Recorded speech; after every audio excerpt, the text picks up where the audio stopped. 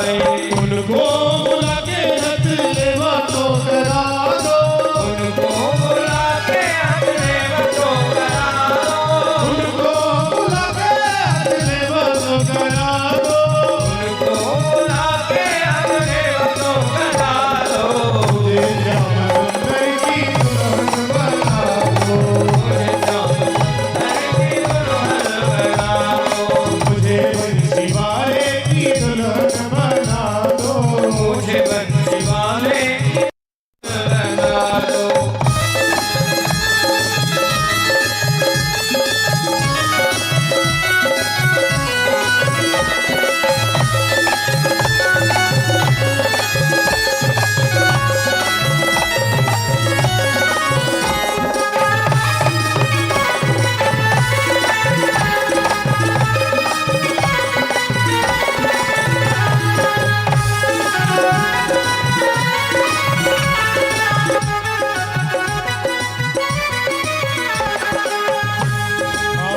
ऐसी पहनू चूड़ी जो कबहू न टूटे, ऐसी पहनू चूड़ी जो कबहू न टूटे, ऐसी पहनू चूड़ी जो कबहू न टूटे, ऐसी पहनू चूड़ी जो कबहू न टूटे, ऐसा वरु दूल्हा जो कबहू न छूटे।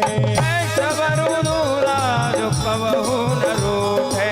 आज मेरी मोतियों से मांग ही भरा दो, आज मेरी मोतियों से मांग भरा दो, दुल्हन बना के मुझे अपनी बना दो, दुल्हन बना के मुझे अपनी बना दो, मुझे श्याम सुंदर की दुल्हन बना दो, सुंदर की दुल्हन बना दो। भक्ति का सुरमा में आंखों में लगाऊंगी, भक्ति का सुरमा में आंखों में लगाऊंगी, भक्ति का सुरमा में आंखों में लगाऊंगी, भक्ति का सुरमा में आंखों में लगाऊंगी, दुनिया से नाता तोड़ उनकी हो जाऊंगी, दुनिया से नाता तोड़ उनकी हो जाऊंगी, अटल सुहाग की बिंदिया लगा दो, अटल सुहाग की बिंदिया लगा दो, मुझे बंसी वाले की दुल्हन बना दो, मुझे श्याम सुंदर की दुल्हन बना दो।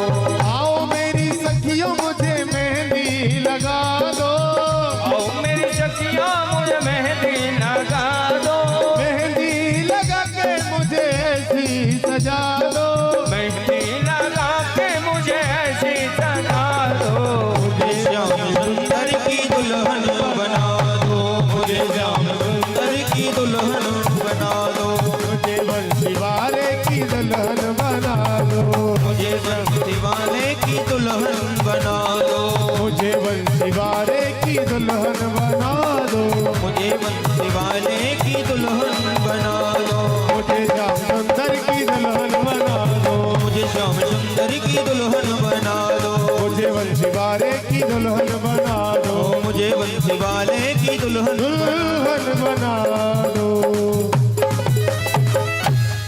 बोल द्वारकाधीश भगवान की, रुक्मणी महारानी की जय हो। विवाह महोत्सव की।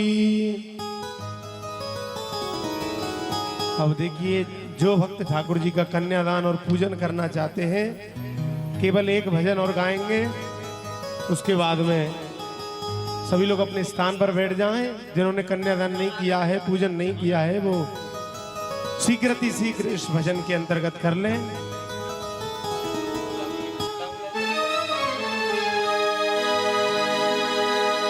वृंदावन बानिक बनो,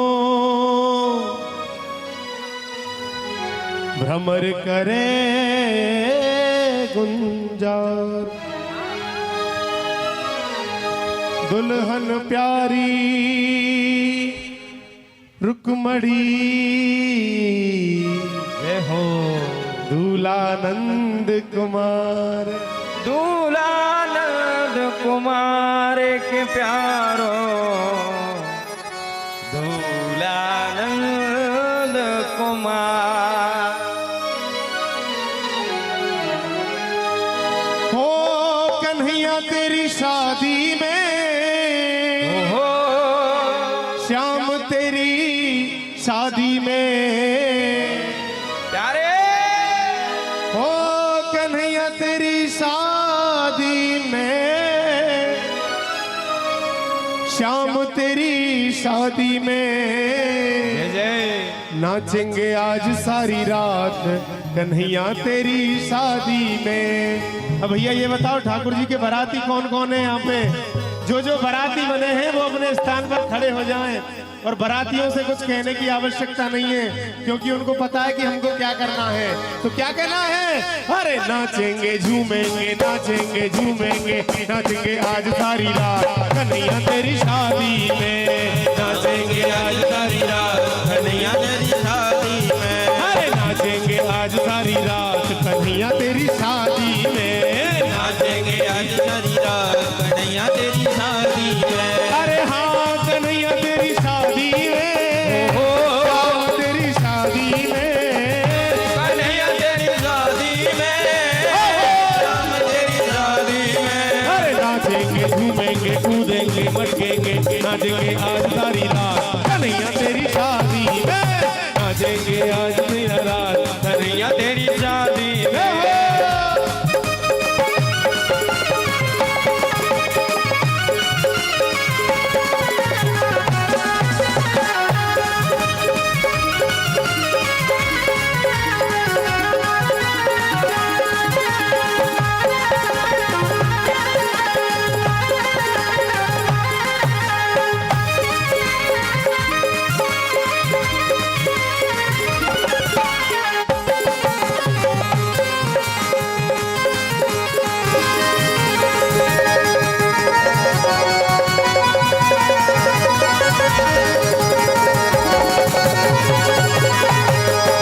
ब्रह्मा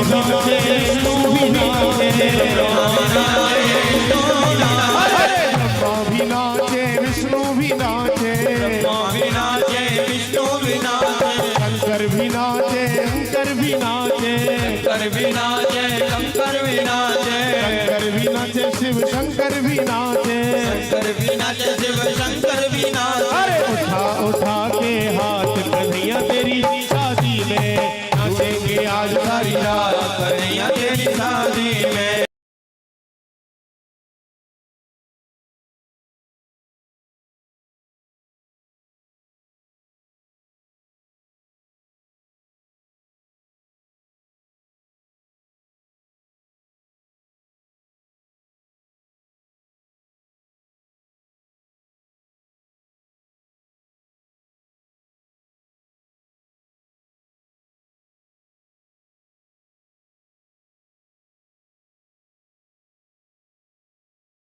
हो कन्हैया तेरी शादी, शादी है आज मेरे श्याम की शादी है, आज शादी है, आज मेरे श्याम की शादी है,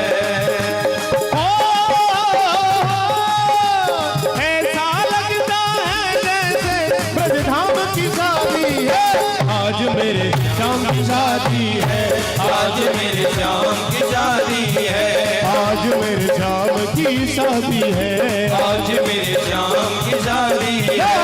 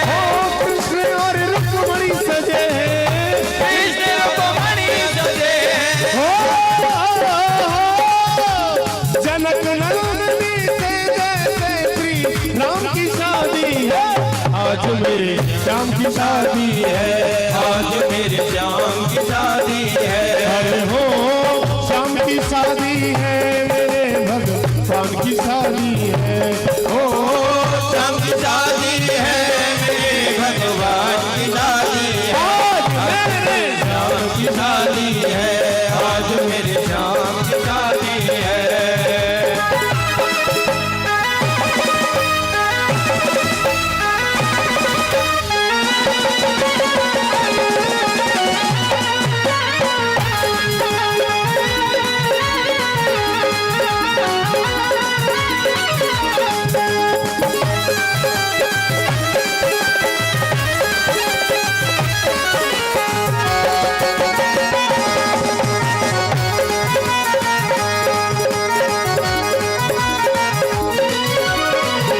रुक्मणी यूं मुस्काए, रुक्मणी यूं मुस्काए, मुझे कान्हा मिल जावे, मुझे गाना मिल जावे। हो मेरी थी यही तमन्ना, मेरी थी यही तमन्ना, पूरी हुई मेरी तमन्ना, पूरी हुई मेरी तमन्ना।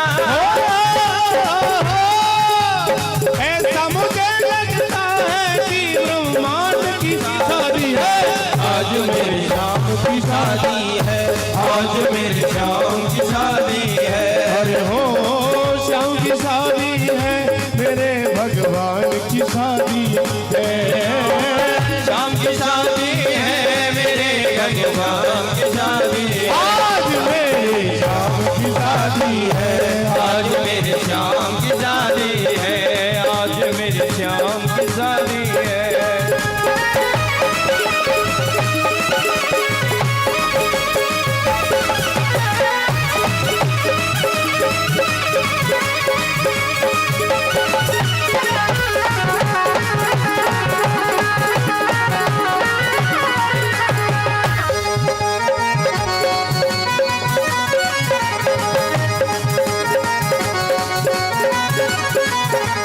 ग्वाल भी नाचे गोपी भी नाचे, डोल भी नाचे, गोपी भी नाचे, ग्वाल भी नाचे गोपी भी नाचे, डोल भी नाचे, गोपी भी नाचे। खुशी हुई बरसात, हाँ खुशियों की हुई बरसात, श्याम तेरी शादी में नाचेंगे आज सारी रात, श्याम तेरी शादी में, अरे हाँ कन्हैया तेरी शादी में, हो श्याम तेरी शादी में, श्याम तेरी शादी में, श्याम तेरी शादी में। नाचेंगे झूमेंगे नाचेंगे झूमेंगे, नाचेंगे आज सारी रात कन्हैया तेरी शादी में, नाचेंगे आज सारी रात कन्हैया तेरी शादी में, अरे नाचेंगे आज सारी रात कन्हैया तेरी शादी में, नाचेंगे आज सारी रात कन्हैया तेरी शादी में, नाचेंगे आज सारी रात कन्हैया तेरी शादी में, नाचेंगे आज सारी रात कन्हैया तेरी शादी में, नाचेंगे आज सारी रात कन्हैया तेरी शादी में, सारी रात कन्हैया तेरी शादी में।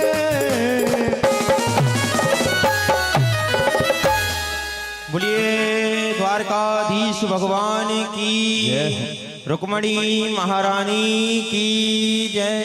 भैया जिन्होंने पूजन कर लिया है वो अपने स्थान पर बैठ जाएं।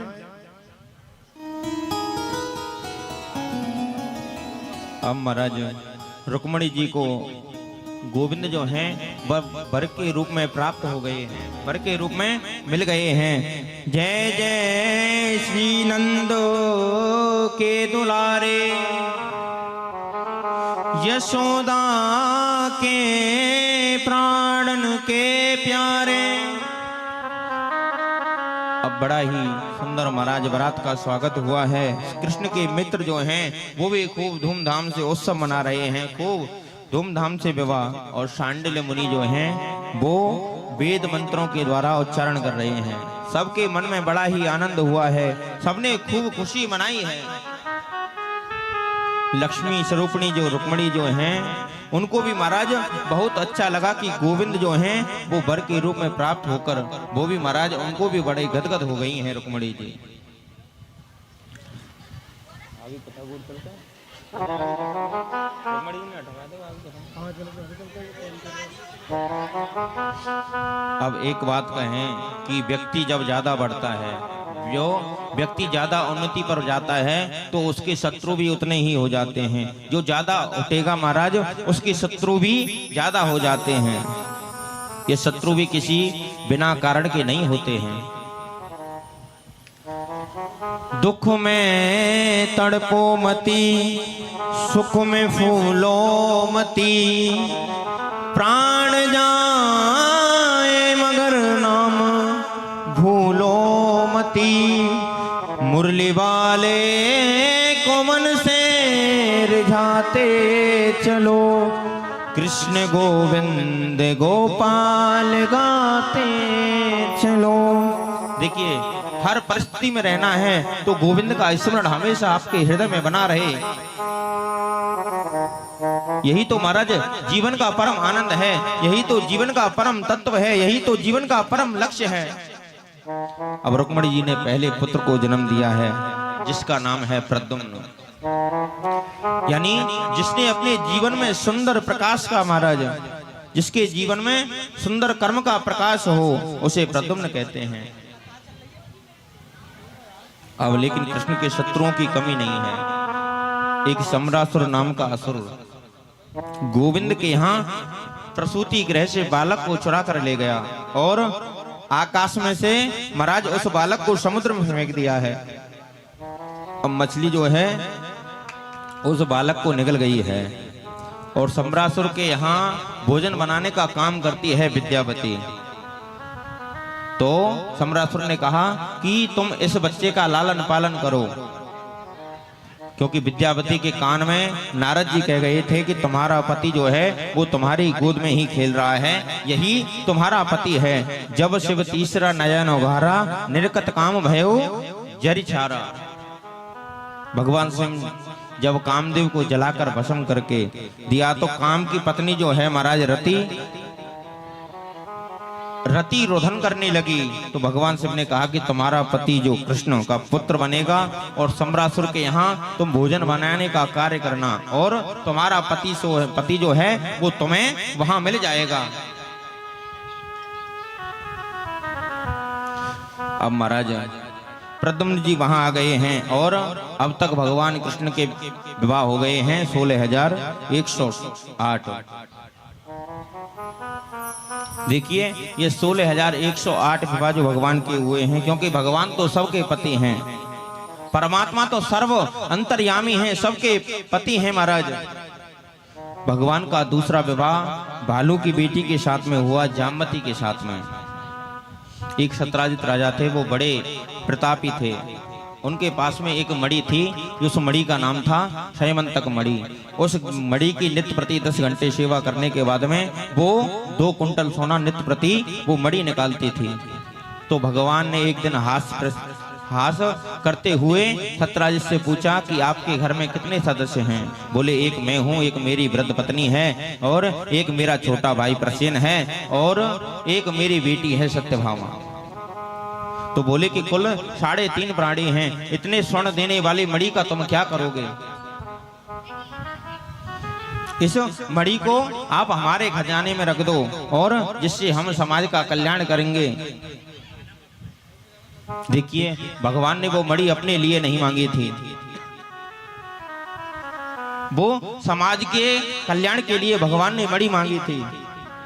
अब महाराज सत्राजित ने बोले कि क्षमा करें महाराज, भगवान ने कहा कि आपकी चीज है, हम ज्यादा भी आग्रह नहीं कर सकते हैं।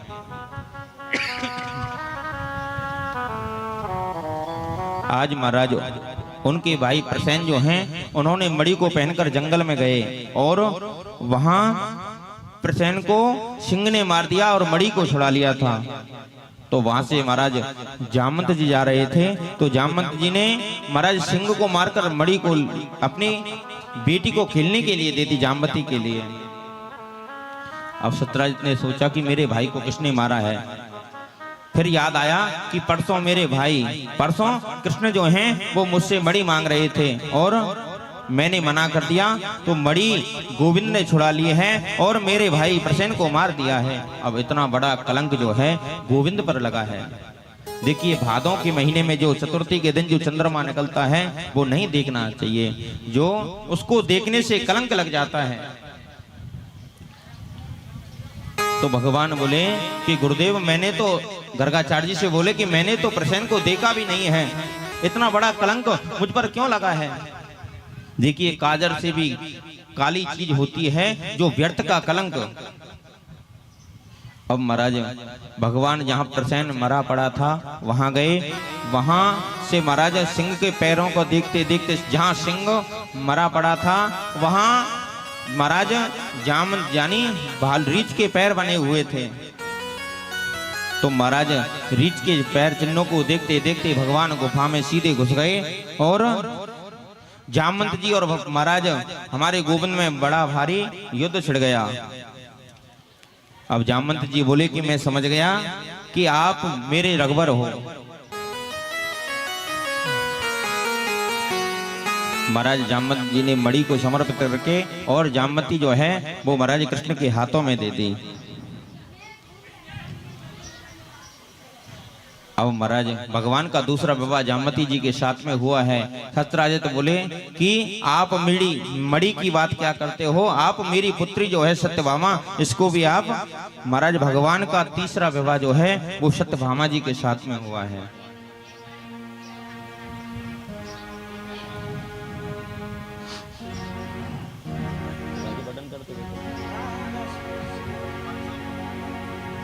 अब महाराज सुधनवा नाम के व्यक्ति को महाराज भड़का दिया तो सत्यराजित को मार दिया। और जैसे ही सत्यभामा ने सुना और रोती हुई सत्यभामा महाराज हस्तिनापुर में आई, जहाँ भगवान कृष्ण जो हैं चौपड़ खेल रहे थे और बोले कि आप यहाँ चौपड़ खेलने लग रहे हो और उधर मेरे पिता को सुधनवा ने मार दिया है। अब कन्हैया भी रोने लगे, मुझे बोले कि मुझे भी बड़ा कष्ट है कि मेरे ससुर को जिसने मारा है मैं उसको छोड़ूंगा नहीं। अब इतनी जोर से रोए। महाराज गोविंद जो हैं वो नाटक करने में तो पहले से ही आगे हैं। अब महाराज सुधनवा को मारने के बाद में भी भगवान ने मणि नहीं ली। बलराम जी बोले कि घर में रखी होगी देखियो। बोले कि बलराम भैया तेने चौथ वाला चंद्रमा देख लियो लगे। अब अर्जुन को लेकर भगवान घूमने जा रहे थे। यमुना के किनारे एक सुंदर स्त्री को देखा महाराज, एक सावली सलोनी स्त्री है। और अर्जुन ने कहा कि इस नितांत जंगल में आप देवी अकेली बैठी हो और आप कौन हो। बोले कि मैं सूर्य की पुत्री हूँ और यमराज की बहन हूँ और मेरा नाम कालिंदी है और यमुना है। और कृष्ण को पति रूप में वर्ण करने के लिए मैं यहाँ नितांत जंगल में तपस्या कर रही हूँ। बोले कि अर्जुन बोले कि वो तो मेरे रथ में ही बैठे हैं। चौथा विवाह भगवान का कालिंदी के साथ में हुआ है। बिंद और अरविंद नाम के राजा दो भाई और दोनों भाइयों की परम लाडली बहन है मित्र वृंदा। महाराज पांचवा विवाह मित्र वृंदा के साथ में हुआ है। एक नग्निजित के राजा थे, उनके यहाँ 7 बैल थे। 7 बैलों जो थे वो बड़े पराक्रमी थे और उन्होंने कहा कि एक साथ जो इन 7 बैलों को महाराज एक साथ नकेल डाल देगा मैं अपनी पुत्री उनको दे दूंगा। हमारे गोविंद ने ऐसा किया। छठवां विवाह नग्नजिति के साथ में हुआ है। इन्हें सत्या भी कहते हैं। एक राजादी देवी पराक्रमी स्त्री है जो राज्यकार्य संभालती है और उनकी भी एक पुत्री है, उसका नाम है भद्रा। 7वां विवाह भगवान का भद्रा के साथ में हुआ है। 8वां विवाह लक्ष्मणा के साथ में हुआ है। एक बहुत बड़े पराक्रमी थे जो भूमि से उत्पन्न हुए थे, जिनका नाम था भौमासुर। और भौमासुर ने अपने बल का दुरुपयोग किया।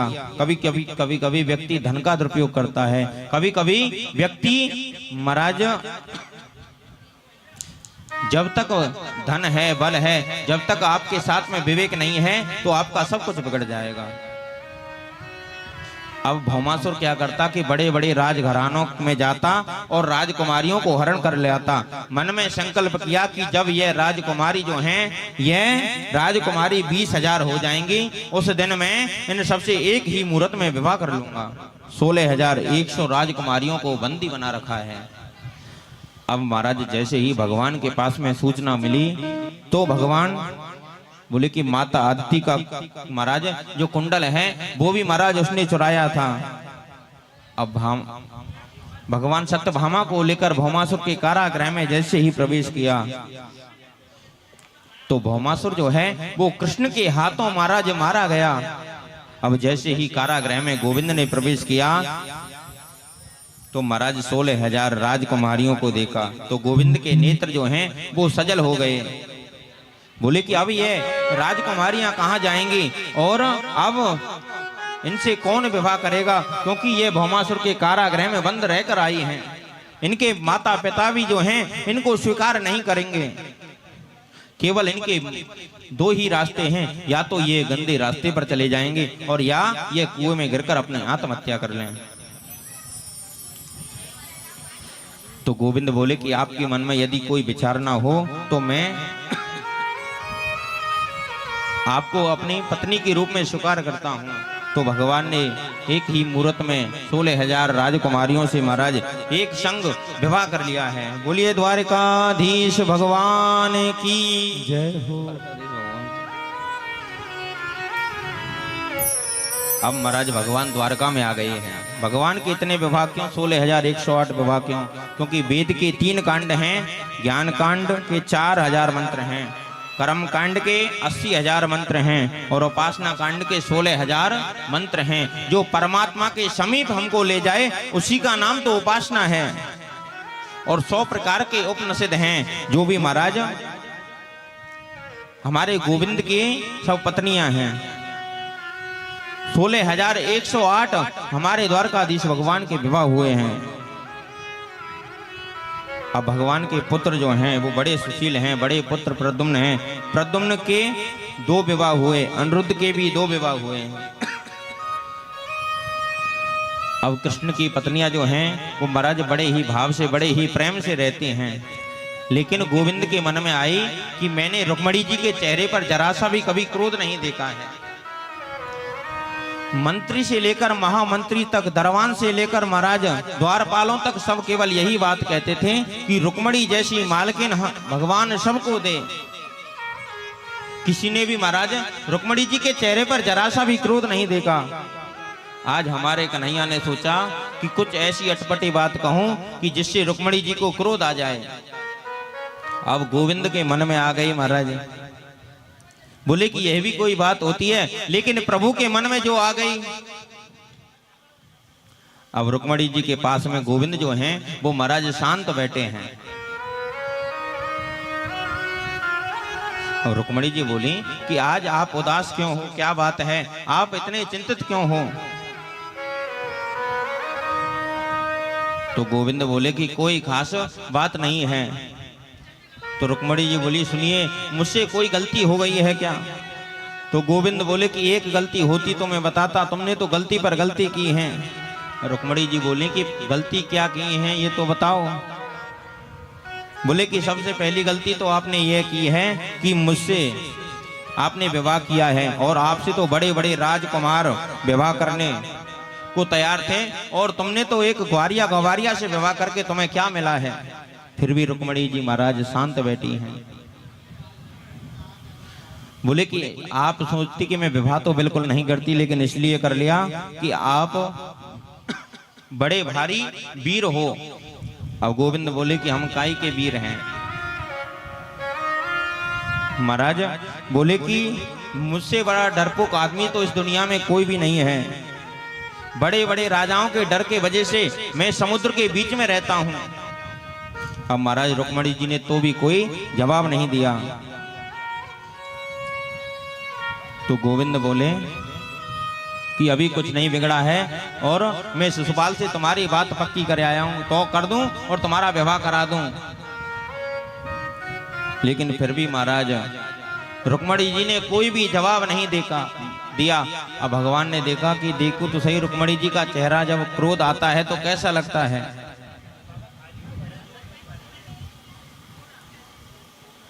अब जैसे ही इतनी बात कही तो रुक्मणी जो हैं वो महाराज मूर्छित होकर गिर पड़ी हैं। अब कन्हैया ने रुक्मणी जी को उठाया है, एक हाथ से पंखा जला रही हैं और महाराज एक हाथ से पसीना को पोंछ रहे हैं भगवान। अब 1 घंटे बाद रुक्मणी जी को होश आया।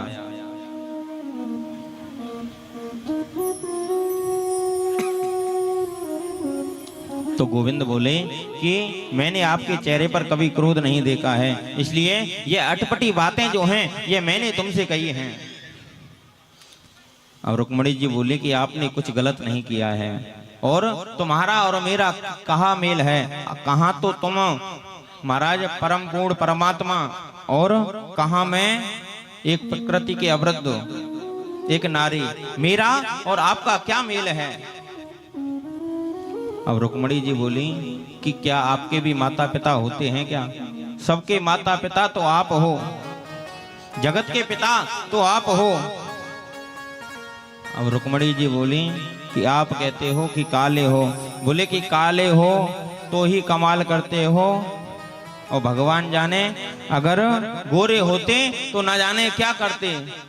यदि नंदलाल तुम होते लली तो गले कट जाते करोड़न के। ओ घनश्याम तेरी बंसी पागल कर जाती है, घनश्याम तेरी बंसी पागल कर जाती है, घनश्याम तेरी बंसी पागल कर जाती है, घनश्याम तेरी बंसी पागल कर जाती है। ओ घनश्याम तेरी बंसी पागल कर जाती है, घनश्याम तेरी बंसी पागल कर जाती है। मुस्कान तेरी मीठी, मुस्कान तेरी मीठी घायल कर जाती है, घनश्याम तेरी बंसी पागल कर जाती है।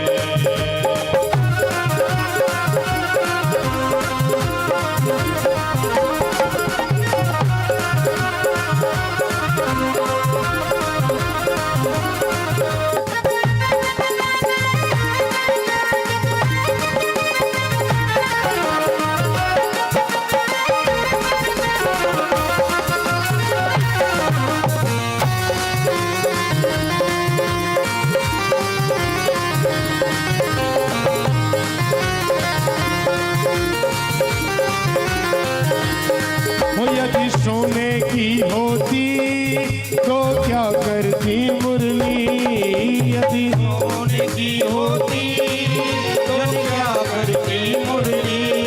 वो यदि सोने की होती तो क्या करती मुरली, यदि सोने की होती तो क्या करती मुरली। वो ये बांस की हो करके, ये बांस की हो करके इतना तड़पाती है, घनश्याम तेरी मुरली पागल कर जाती है।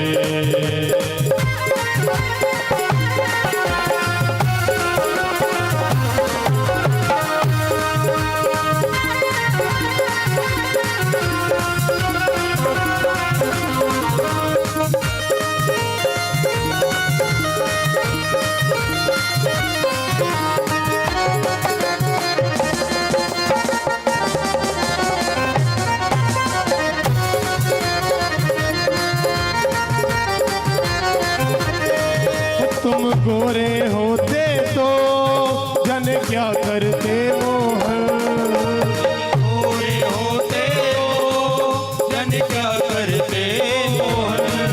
यदि गोरे होते तो तुम क्या करते मोहन, यदि गोरे होते तो जन क्या करते मोहन। इस सांवले रंग पर ही, इस सांवले रंग पर ही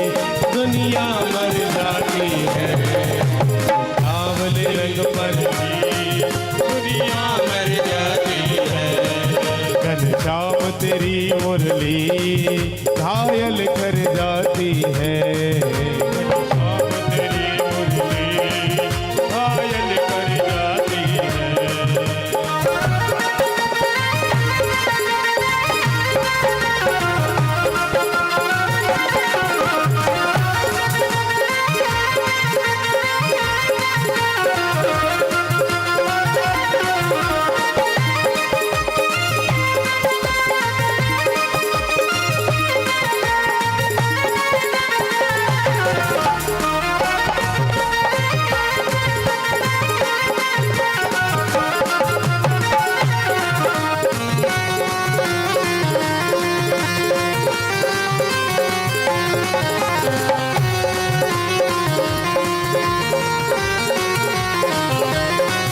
कभी रास रचाते हो, कभी मुरली बजाते हो, कभी रास रचाते हो, कभी मुरली बजाते हो, कभी रास रचाते हो, कभी मुरली बजाते हो, कभी रास रचाते हो, कभी मुरली बजाते हो।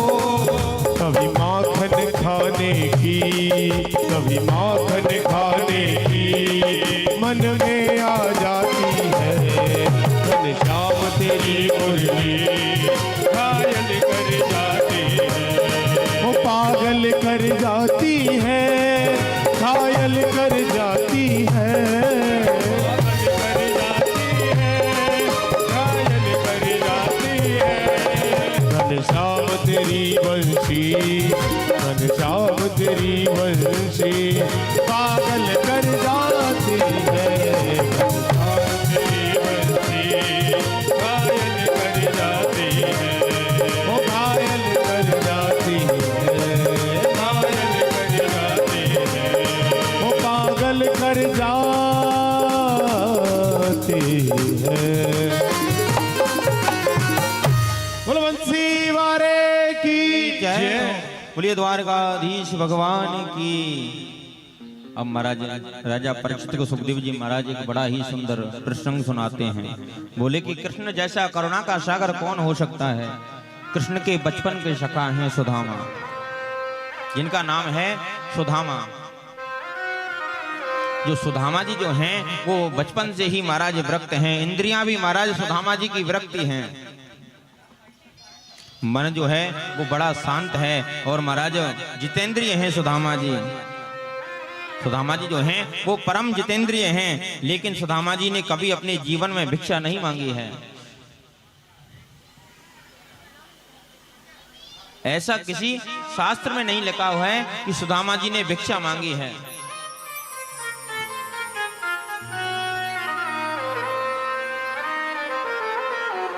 देखिए, औरन को धन चाहिए बाबरी और ब्राह्मण को धन केवल भिक्षा। यदि ब्राह्मण महाराज भीख मांगता है तो उसका ब्राह्मणत्व जो है वो नष्ट हो जाता है। ब्राह्मण को कभी भीख नहीं मांगनी चाहिए। ब्राह्मण का कर्तव्य होता है महाराज दान देने का, दान लेने का केवल कर्तव्य होता है।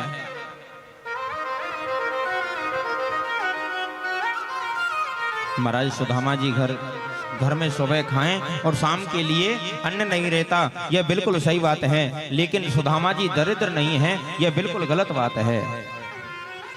जब आवे संतोष धन सब धन धूर समान। जब महाराज मन में संतोष नहीं है तो जितना भी धन है वो महाराज एक धूर के समान है।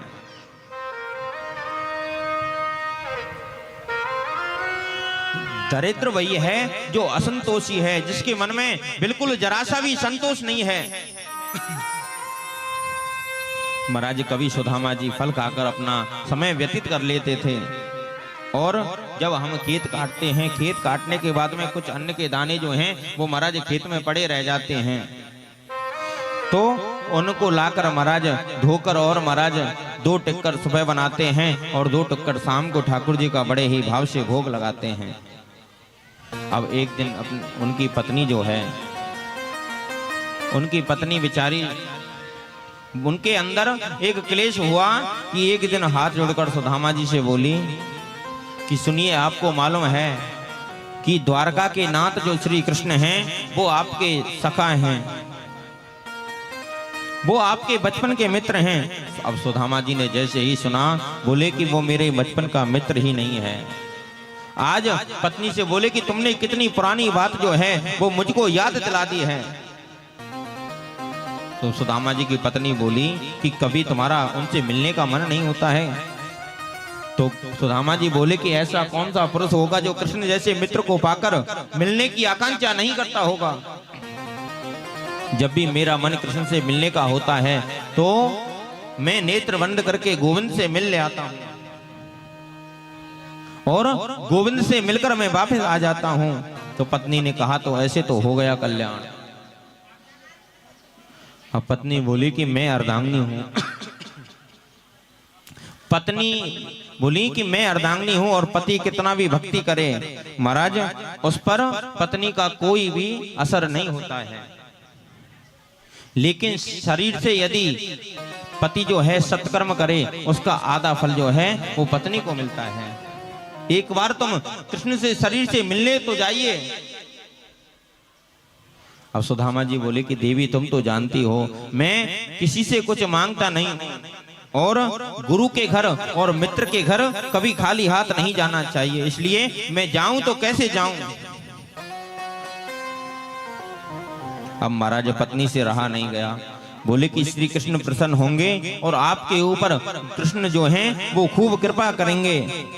अब सुदामा जी इस बात को सुनकर गंभीर हो गए, बोले अगर आप धन की कामना से मुझे कृष्ण के पास में भेजोगे तो मैं बिल्कुल नहीं जाऊंगा। यदि तुम कहोगे कि कृष्ण के दर्शन करके वापस आ जाना तो मैं जरूर जाऊंगा। यही जीवन का परम लाभ है, उससे बड़ा परम लाभ क्या हो सकता है कि कृष्ण का दर्शन जो है वो हमें हो जाए। पत्नी बोली कि कोई बात नहीं, तुम जाइए तो सही। बोले कि आप पहले स्नान करके आइए और यदि एक बार तुम द्वारका के नाथ जो हैं वो कृपा के नाथ हैं, कृपा के सागर हैं, तुम पर जरूर कृपा करेंगे। बोले कि देवी तुम तो जानती हो घर में कुछ है नहीं और गुरु के घर और मित्र के घर जो है वो खाली हाथ नहीं जाते हैं। तो पत्नी बोली कि तुम स्नान करके आओ, मैं कुछ ना कुछ व्यवस्था करती हूँ। अब सुदामा जी की पत्नी जो है वो बड़ी सुशील है। बोले कि द्वारका के नाथ जो हैं वो मेरे पतिदेव का कितना आदर करेंगे और मेरे पति से पूछेंगे कि सुदामा जी तुम कैसे हो, तो केवल एक ही बात मेरे पतिदेव बोलेंगे कि लाला मेरे समान संसार में सुखी कोई दूसरा व्यक्ति नहीं है।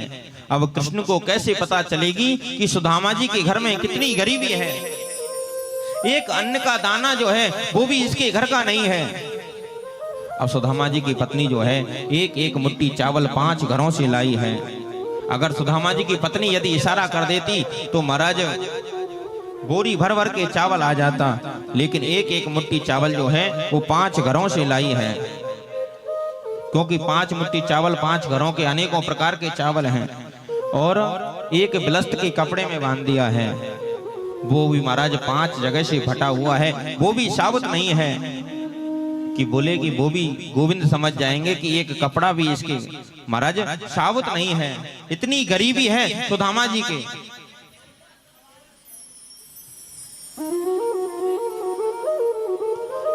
देखिए इतना बड़ा बुद्धिमान का परिचय दिया है सुदामा की पत्नी जी। अब सुदामा जी के हाथ में महाराज वो चावल की पोटली दे दी है। अब सुदामा जी जब गोविंद से मिलने जा रहे हैं तो उनके नेत्र जो हैं वो सजल हो गए हैं। बोले कि मैं कृष्ण के दर्शन करने जा रहा हूं और तुम खूब कृष्ण का भजन करो और खूब तुम भजन करना और खूब माला जाप करना, हमारे गोविंद जो हैं वो सब ठीक कर देंगे। अब महाराज सुदामा जी का शरीर जो है वो सुदामा जी का शरीर कैसा सुदामा जी का शरीर है, 20 जगह से सुदामा जी की धोती जो है वो धोती भी फटी है और एक ढकने के लिए वस्त्र भी सुदामा जी के पास में नहीं है। एक फूटा सा लोटा है, एक महाराज उधड़ी सी रस्सी है, एक टूटी सी छड़ी है सुदामा जी के पास में। दुबला पतला शरीर है लेकिन ब्रह्मचर्य का तेज बहुत है सुदामा जी के चेहरे पर। लेकिन महाराज सुदामा जी रास्ता भूल गए हैं। वृंदावन जा रहे हैं, वृंदावन चले गए, पुष्कर चले गए, घूमते घूमते पता नहीं सुदामा जी कहाँ जा रहे हैं। घन श्याम तुम्हें ढूंढने जाऊं कहाँ कहाँ, अपने विरह की याद दिलाए कहाँ कहाँ। कृष्ण से मिलने की कामना है, मन गोविंद से, गोविंद के दर्शन करना ही हमारा परम लाभ है। इस अभिलाषा को लेते हुए सुदामा जी जो हैं वो जा रहे हैं। भूख लगती है, प्यास लगती है, हरे जिंदगी अब उदास लगती है। कैसे आऊं द्वारका तेरी, अब आस भी निराश लगती है। कैसे आऊं, लेकिन मन में भावना है कि मुझे द्वारका के नाथ के दर्शन करने हैं। अब महाराज सुदामा जी को मुश्किल हो गया है। एक विशाल नदी मार्ग में पड़ी है। 3 महीने से सुदामा जी जो हैं वो पैदल चल रहे हैं। पैरों की बेवाई जो हैं वो भी पैरों की बेवाई फट गई है। शरीर जो है वो शरीर भी सूख गया है। अब नदी पार करें तो सुदामा जी कैसे करें, बड़ी भारी चिंता हुई सुदामा जी के मन में। अब नदी के किनारे सुदामा जी जो हैं वो नदी के किनारे बैठ गए हैं, क्योंकि सुदामा जी नदी पार तो कर नहीं सकते हैं।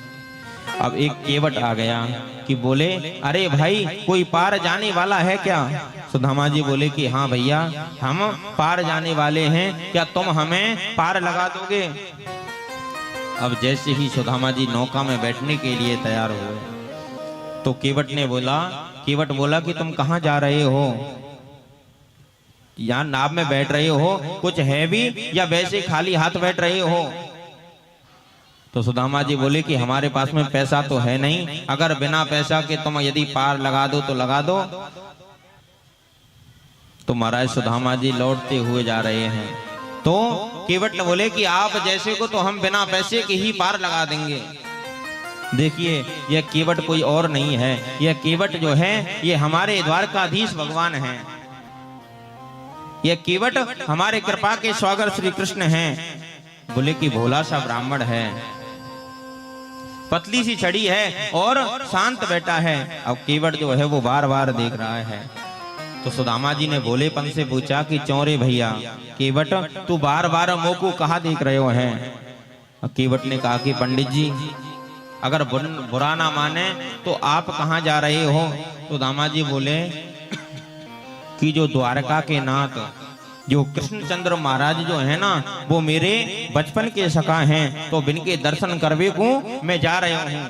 केवट बोले कि आपके मित्र द्वारकाधीश रहने दो महाराज। सुदामा बोले कि भैया तू का जाने, तेने तो जीवन भर नौका चलाई है। मेरो कन्हैया जो है वो वस्त्रन को ना देके, मेरो कन्हैया जो है वो आभूषण को ना देके, वो तो ये देखता है कि तुम्हारा भाव कैसा है। इस बात को सुनते सुनते केवट के नेत्र जो हैं, उस केवट के नेत्र सजल हो गए। बोले कि मेरो सुदामा आज भी वैसे को वैसे ही है। सुदामा जी महाराज, सुदामा बदला नहीं है, ऐसी परिस्थिति है सुदामा जी। केवट ने सुदामा जी को पार लगा दिया है। अब सुदामा जी स्नेह से पूछा कि भैया केवट, यहाँ से द्वारका कितनी दूर है? बोले कि वैसे तो ज्यादा दूर नहीं है पंडित जी, आपको देके अभी 3 महीने का समय और लगेगा, क्योंकि दिन भर में आधा किलोमीटर भी आप नहीं चल सकते हैं, तो 3 महीने का समय और तुमको और लगेगा। तो सुदामा जी बोले कि अरे वाह द्वारकाधीश, चलते चलते पांव की बेवाई फट गई, अभी इतनी दूर है। सुदामा जी बोले कि कन्हैया मैं तुझसे नाती पोता बेटा लेने नहीं आया हूँ, धन संपत्ति लेने नहीं आया हूँ, मैं तो केवल तुम्हारे दर्शन करने के लिए आया हूँ। ओ दूर नगरी बड़ी दूर नगरी, कैसे आऊं रे सावरिया, कैसे आऊं रे कन्हैया, तेरी द्वारिका नगरी बड़ी दूर नगरी। दूर नगरी बड़ी दूर नगरी, दूर नगरी बड़ी दूर नगरी, कैसे आऊं रे कन्हैया, कैसे आऊं रे कन्हैया, तेरी द्वारका नगरी बड़ी दूर नगरी बड़ी दूर नगरी, बड़ी दूर नगरी। दूर नगरी बड़ी दूर नगरी, दूर नगरी बड़ी दूर नगरी। कैसे आऊं रे सवरिया, कैसे आऊं रे कन्हैया, तेरी गोकुल नगरी बड़ी दूर नगरी, दूर नगरी बड़ी दूर नगरी।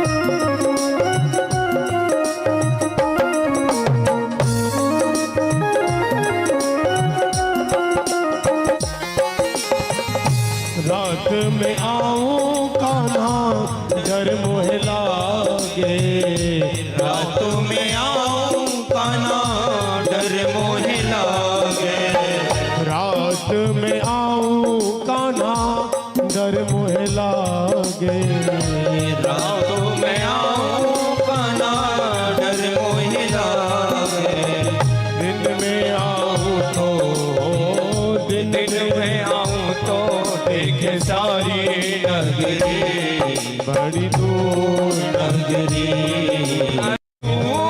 नगरी बड़ी दूर नगरी, दूर नगरी बड़ी दूर नगरी। कैसे आऊं रे कन्हैया, कैसे आऊं रे सवरिया, तेरी द्वारका नगरी बड़ी दूर नगरी।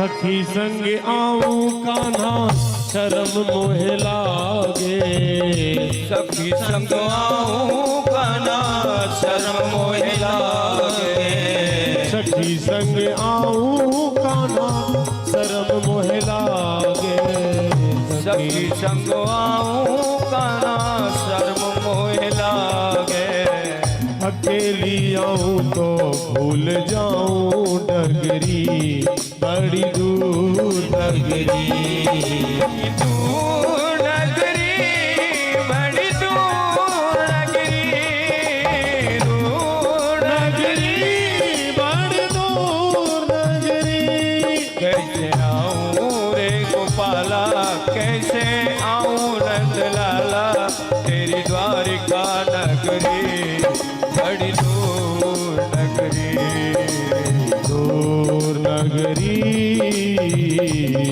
बड़ी दूर नगरी। बोलिए द्वारिकाधीश भगवान की। अब सुदामा जी जो हैं वो नदी के किनारे महाराज एक माटी के डला को तकिया बनायो है और आधी धोती ओढ़ ली है और आधी पहन रखी है और सुदामा जी वहीं पर सो गए हैं। और जैसे ही सुदामा जी की नींद खुली तो उन्हें दर्शन हो रहे हैं महाराज द्वारकापुरी के। सोए थे सुदामा जी नदी के किनारे, लेकिन उन्हें दर्शन हो रहे हैं द्वारकापुरी के। बड़े बड़े दिव्य महाराज स्वर्ण मंडित महल, बड़े बड़े जयकारे लग रहे हैं। जय जय श्री कृष्णा के नाम की ध्वनि जो है सबके मुख से निकल रही है। अब सुदामा जी ने देखा कि यह नगरी जो है ये बड़ी सुंदर नगरी है। अब ढूंढते ढूंढते द्वारका के द्वार पर आ गए हैं। कृष्ण के द्वारपाल जो हैं महाराज वो बड़प्पन देखिए, विनम्रता देखिए, कितनी उनके अंदर विनम्रता है। ये विनम्रता आने में 2-4 पीढ़ी का समय जो है ये महाराज लग जाता है। कृष्ण के द्वारपाल जो हैं जय और विजय वो द्वार पर खड़े हैं। तो सुदामा जी ने द्वारपाल से बोला कि जय जय श्री कृष्णा भैया। तो सुदामा जी बोले कि भैया यह कौन सी नगरी है। सुदामा जी ने पूछा, सुदामा जी भैया कि यह भैया यह कौन सी नगरी है। तो द्वारपाल बोले कि यह हमारे कृष्णचंद्र महाराज की नगरी है द्वारकापुरी। बोले कि यह द्वारका नगरी है। अब महाराज सुदामा जी जो हैं वो बड़े ही उपहास से, ब्राह्मण जो है बड़ा ही उपहास उन्होंने किया है। महाराज जिसके चरणों में एक जूते भी नहीं हैं, उन्होंने कहा कि यह मेरे मित्र कृष्ण की द्वारका नगरी है। जय और विजय दोनों ने महाराज सुदामा जी के चरणों में प्रणाम किया है। बोले कि आइए, आप जैसे ही हमारे प्रभु के मित्र होते हैं। तो सुदामा जी बोले कि मुझे तो केवल गोविंद का दर्शन करना है, आप ये मत सोचना कि मैं कुछ मांगने की कामना से आया हूं। अब महाराज द्वारपालों ने सुदामा जी को प्रणाम किया है। बोले कि पंडित जी हमारे यानी आपसे एक बात कहें कि संत और ब्राह्मणों को या संत ब्राह्मण जो हैं ये बिना अनुमति के भी अंदर जा सकते हैं, लेकिन हमारे प्रभु का यह समय जो है यह विश्राम का समय है। आप 2 मिनट जो है यहाँ विराजिए, हम प्रभु से जाकर आपकी सूचना देते हैं और जैसे भी उत्तर मिलता है वो हम आपको बताते हैं। तो जय विजय से सुदामा जी ने कहा कि केवल तुम ये बोल देना कि तुम्हारा बचपन का मित्र सुदामा आया है। अब जैसे ही जय विजय भगवान के पास में गए तो द्वारकाधीश भगवान से बोले कि आप हमें क्षमा कर दें, क्योंकि यह समय आपका विश्राम है। आपके विश्राम के समय में हमने बड़ी दृष्टता डाली है। बोले कि आप तो साक्षात करुणा के सागर हैं, दया के सागर हैं। तो द्वारकाधीश भगवान बोले कि बताइए क्या बात है। बोले कि हम एक निवेदन करना चाहते हैं। शीश पगाना झका तनो पे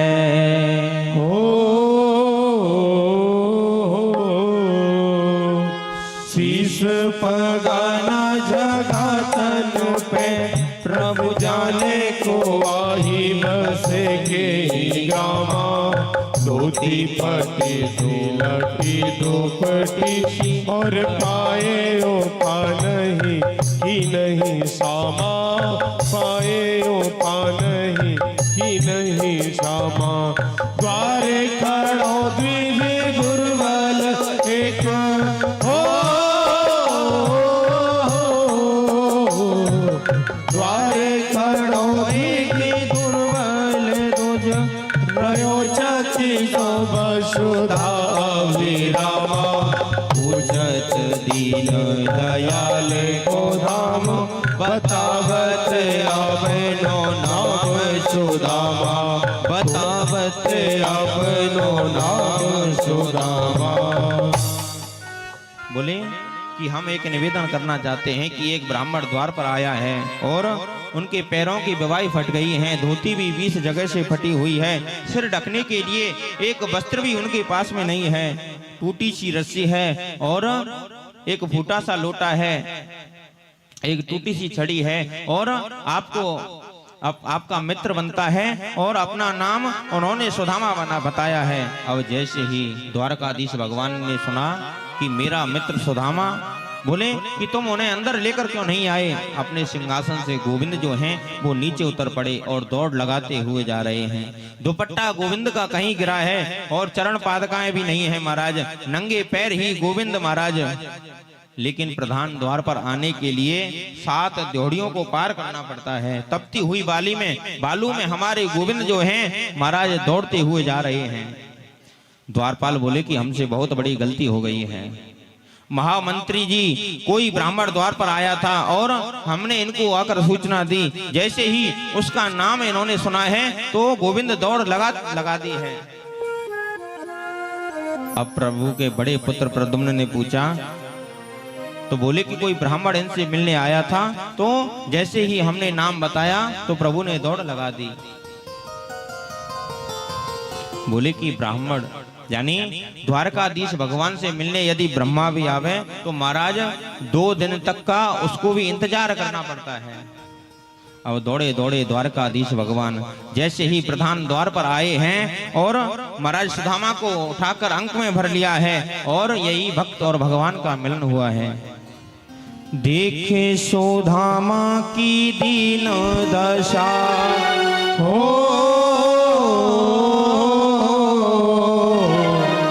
देखे सुदामा की दीन दशा, करुणा करके करुणा निधि रोए। पानी पराते को हाथ छुओ नहीं, नैनन के जल सो पग धोए। पानी पराते को हाथ छुओ नहीं, नैनन के जल सो पग धोए। अब जैसे ही महात्मा सुदामा जी जो हैं गोविंद के करुण क्रंदन को देख रहे हैं और महाराज सुदामा जी जो हैं अपने आंसुओं को अंदर पी रहे हैं। बोले कि अगर मैं गोविंद के सामने यदि रोया तो गोविंद सोचेंगे कि यह कुछ मांगने की काम।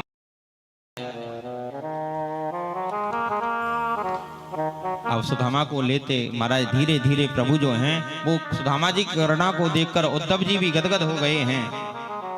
भगवान के पौत्र आदि भी जो हैं धीरे धीरे महाराज सुदामा जी को अंक में भरकर द्वारकाधीश अपने महल में ले आए हैं और स्वर्ण मणित सिंहासन जो है उस सिंहासन पर सुदामा जी को बैठा दिया है और सुदामा जी के चरणों में स्वयं गोविंद बैठ गए हैं। अब महाराज स्वर्ण की थाली महाराज में जल का लोटा भरकर लाई हैं और महाराज उनके चरणों को धो रहे हैं। बोले कि आज हमारी द्वारकापुरी जो है महाराज आज आप जैसे ब्राह्मणों के आशीर्वाद से। तो सुदामा जी बोले कि लाला तू यह क्या कर रहे हो है। तो गोविंद बोले कि आप लोगों ब्राह्मणों की कृपा से यही तो मेरे पास में सबसे बड़ा धन है, जो मैंने ब्राह्मणों की सेवा की है यही मेरा सर्वस्व मुझको प्राप्त हुआ है। अब सुदामा जी को सिंहासन पर महाराज विराजमान कर दिया है। गोविंद जो हैं वो स्वयं चरणों में बैठ गए हैं। आज पूरी द्वारकापुरी में गोविंद ने महाराज छीटा लगवा दिया है और रुक्मणी जो हैं वो पीछे खड़े होकर सुदामा जी को पंखा झल रही हैं। अब आचार्य सुखदेव जी महाराज कहते हैं कि गोविंद ने अद्भुत स्वागत किया है कृष्ण का। यह कोई दरिद्र का नहीं महाराज, किसी भिखमंगे का स्वागत नहीं किया है। अब रुक्मणी जी पंखा झल रही हैं और पंखा झलते झलते रुक्मणी जी बोली कि इस ब्राह्मण ने ऐसा कौन सा तपस्या की है, ऐसा कौन से इसने सत्कर्म किया है जो धूप दीप नैवेद्य से गोपाल जो हैं इनका स्वागत कर रहे हैं। भगवान की सब पत्नी आकर बैठ गई हैं, भगवान के पौत्र आदि भी सब महाराज आकर बैठ गए हैं। अब गोविंद ने पूछा कि सुदामा जी आप कैसे हो।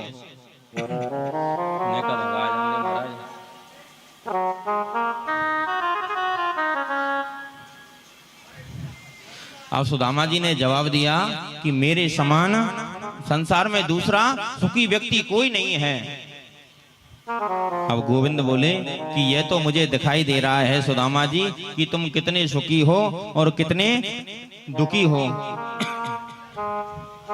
अब 56 प्रकार के व्यंजन जो हैं वो सुदामा जी के लिए बनकर आ गए हैं। अब ऐसा नहीं महाराज, आज गोविंद ने अपने राज्य कार्य की भी छुट्टी कर दी है। मंत्री, सेनापति और महाराज सभी भगवान के सामने बैठे हैं। और भगवान जो हैं सुदामा जी के चरणों में बैठे हैं। 56 प्रकार के व्यंजन जो हैं वो सुदामा जी के लिए बनकर आए हैं। अब ऐसा नहीं कि सुदामा जी को मिला नहीं हो तो महाराज टूट पड़े हों। तो बोले कि लाला, ज्यादा पकवान खाने से बुद्धि जो है वो बिगड़ जाती है। मैं तो नमक डालकर 2 टिक्कर सुबह 2 टिक्कर शाम को भगवान का भोग लगा कर पाता हूँ। मेरी ये पकवान खाने से बुद्धि जो है बिगड़ जाती है।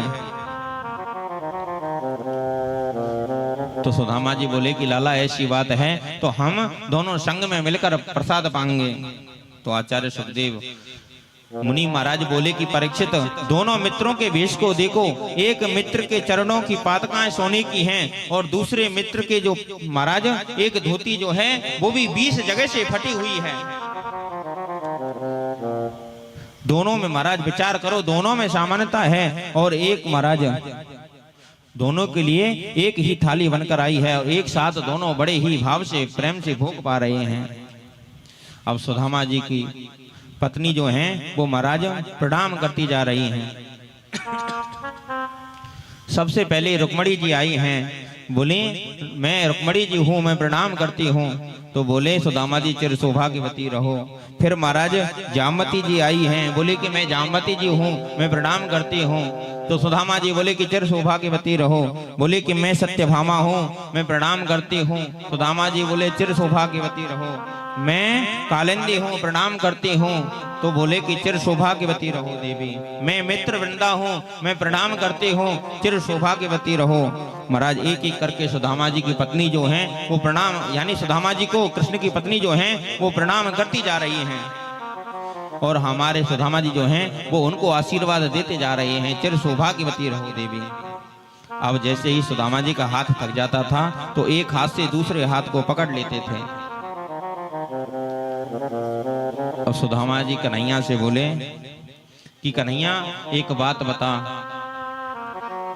तो कन्हैया बोले कि बताओ क्या बात है। बोले कि कान में कहूंगा। अब जैसे ही सुदामा जी की मुख की ओर गोविंद कान को लाए तो बोले कि अभी कितनी और रह गई हैं। तो कन्हैया बोले कि 16,108 हैं। बोले कि अच्छो लाला सुनियो। बोले कि यह सब अपनी ही है ना कि कहीं आस पड़ोस की हैं?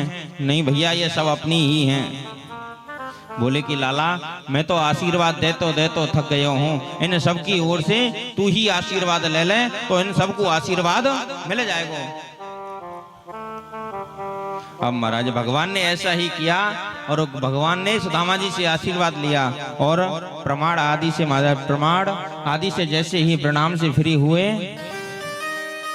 अब सुदामा जी बोले कि आपको बचपन की बात याद है कि हम कैसा खेल खेलते थे। गुरु माता जो है वो हमसे कितना प्रेम करती थी, कितना दुलार करती थी। बोले कि आप बचपन में अपने गांव चले गए, मैं अपने मथुरा आ गया, क्या आपने विवाह किया?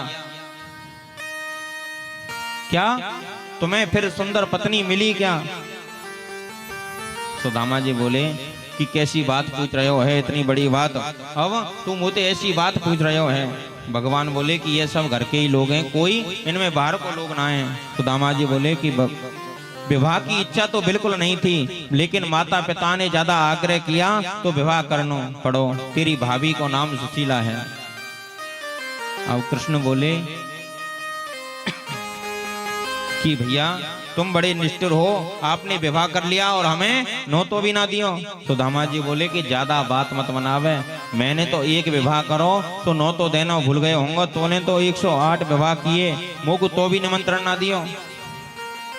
बोले कि गोविंद बोले कि अगर मेरी बात सुनोगे तो बहुत अलग है, आपको हंसी आएगी। शाम के 5 बजे तो विवाह की कोई इच्छा नहीं थी और 7 बजे घर बहू आ गई। बोले कि सब ऐसे ही आ गई थी। फिर बोले कि नहीं, बाद में विवाह जो है वो ढंग से हुआ था। अब कन्हैया बोले कि पता है मैंने विवाह की बात क्यों पूछी, जानते हो? बोले कि अगर भाभी जी घर में होंगी तो कुछ ना कुछ खाने के लिए जरूर भेजा होगा। बोले अगर आपका विवाह हुआ है तो अब भाभी जी ने मेरे लिए कुछ खाने के लिए जरूर भेजा होगा। अब महाराज सुदामा जी का सिर जो है वो संकोच के मारे नीचे कर लिया। अब महाराज सुदामा जी ने सोचा कि मैं कैसे दिखाऊं पोटली को।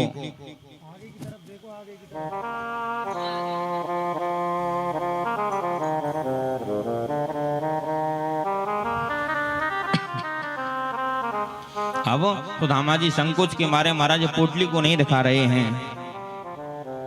अब महाराज सुदामा जी ने सोचा कि ये पत्नियां जो हैं, कृष्ण की पत्नियां सब अंदर चले जाएंगी, बाद में मैं कन्हैया को पोटली को दिखा दूंगा।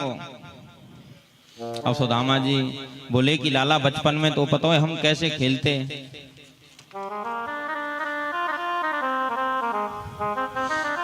अब सुदामा जी बोले कि लाला हम कैसे हवन की सामग्री लेवे जाते और हमें हमारे गुरुजन जो हैं वो हमसे कितना दुलार करते थे, कितना प्यार करते थे। बोले कि हम बड़ा उद्यम करते थे। कन्हैया बोले कि अब बात को मत बदलो, मुझे तो केवल ये बताओ कि भाभी जी ने क्या भेजा है।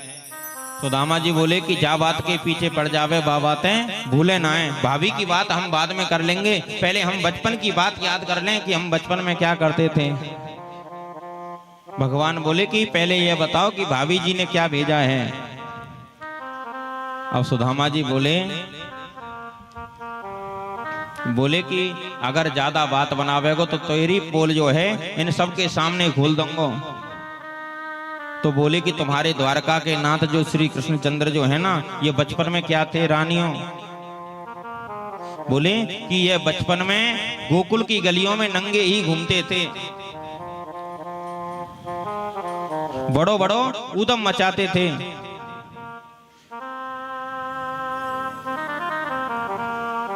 बोले कि एक माखन के लोभ में ये दिन भर महाराज चेटियों को बीनते थे माखन में से। ऐसो ऐसो कार्य तुम्हारे ये द्वारकाधीश भगवान करते थे। अब भगवान हंसकर बोले कि इनको तुम क्या बता रहे हो, तुमसे ज्यादा मेरी पत्नियां जो हैं इन सबको पता है कि हम बचपन में क्या थे। सुदामा जी बोले कि भाई बातें ना भूले। बोले हमें तो ये बताओ कि भाभी जी ने क्या भेजा है। देखिए प्रेम से कोई भी महाराज जीव महाराज भगवान को कुछ भी समर्पित करता है तो भगवान जो है उसको स्वीकार कर लेते हैं।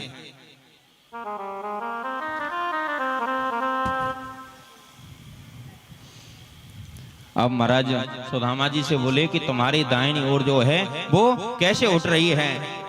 अब महाराज कन्हैया जो हैं सुदामा जी से छीना झपटी करने लगे तो उस पोटली को छुड़ा लिया। अब उस पोटली को बार बार देख रहे हैं तो गोविंद के नेत्रों में आंसू आ गए हैं। बार बार उस पोटली को घुमा घुमा कर देख रहे हैं और आंखों में आंसू आ गए हैं।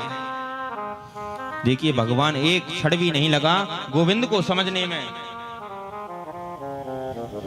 बोले कि एक बलिष्ठ का कपड़ा भी जो है वो भी साबुत नहीं है। अब गोविंद की आंखों जो हैं, आंख जो है महाराज खुली की खुली रह गई। महाराज इनके चावलों को देखा तो 5 तरह के चावल हैं, कोई टूटा है, कोई पीला है। महाराज ऐसा चावल है तो द्वारकाधीश भगवान के नेत्र जो हैं और सजल हो उठ गए कि बोले इतना पवित्र ब्राह्मण है, इतना तेजस्वी ब्राह्मण है, मैं इसकी गरीबी दूर नहीं कर सका।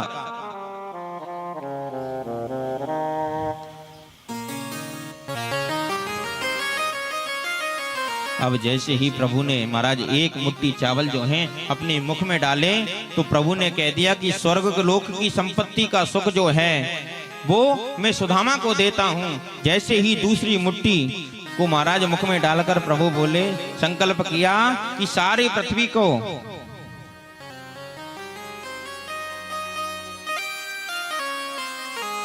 सारी पृथ्वी का एक छत्र सम्राट जो है मैं जो सुख मिलता है वो मैं सुदामा के लिए देता हूँ। जैसे ही तीसरी मुट्ठी को मुख में डालने की लगे तो रुक्मणी जी ने मना करा कि महाराज ये कच्चा है, ज्यादा मत खाइए। बोले कि आज तो नुकसान करेगा, आज तो बड़े बरस रहे हो इस विप्र ब्राह्मण पर। बोले कि वो भी दिन याद करो, एक ब्राह्मण वो भी था जिसके वक्षस्थल पर तुमने पाद प्रहार किया था। तो प्रभु ने इशारे से कहा कि एक ब्राह्मण वो भी था जो विवाह से पहले पत्र का लेकर आया।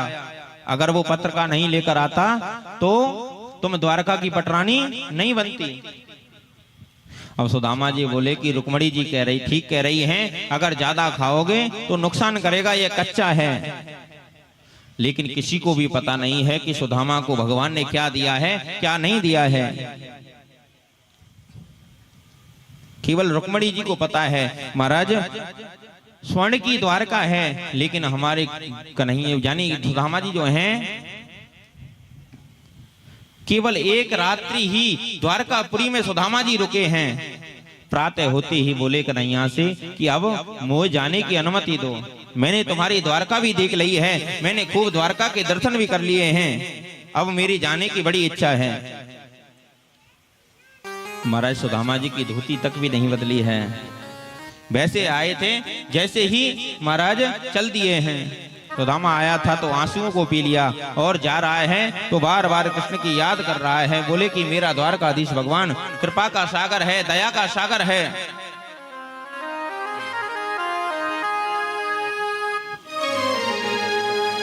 सांवरे रसिया ते हो गई अपनी यारी, सांवरे रसिया ते हो गई अपनी यारी, सांवरे रसिया ते हो गई अपनी यारी, सांवरे रसिया से हो गई अपनी यारी, सांवरे रसिया से हो गई अपनी यारी, हो गई अपनी यारी अब तो, हो गई अपनी यारी अब तो, हो गई अपनी यारी अब तो, हो गई अपनी यारी अब तो, हो गई अपनी यारी, सांवरे सांवरे सांवरे रसिया से हो गई अपनी यारी, सांवरे रसिया से हो गई अपनी यारी, सांवरे रसिया से हो गई अपनी यारी, सांवरे रसिया से हो गई अपनी यारी।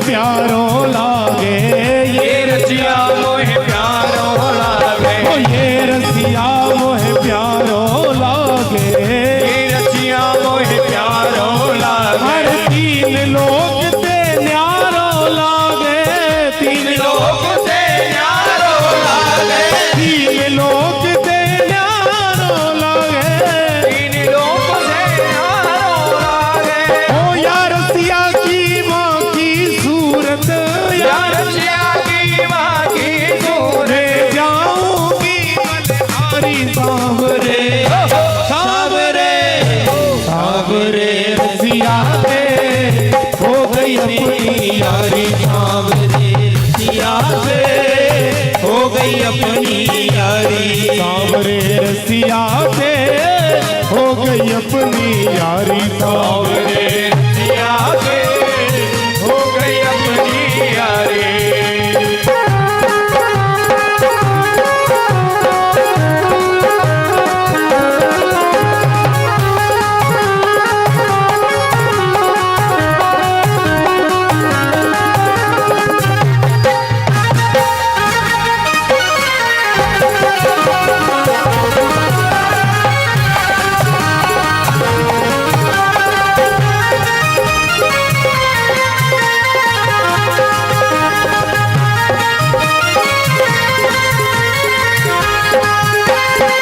ये रसिया मेरो माखन चुरावे, ये रसिया मेरो माखन चुरावे, ये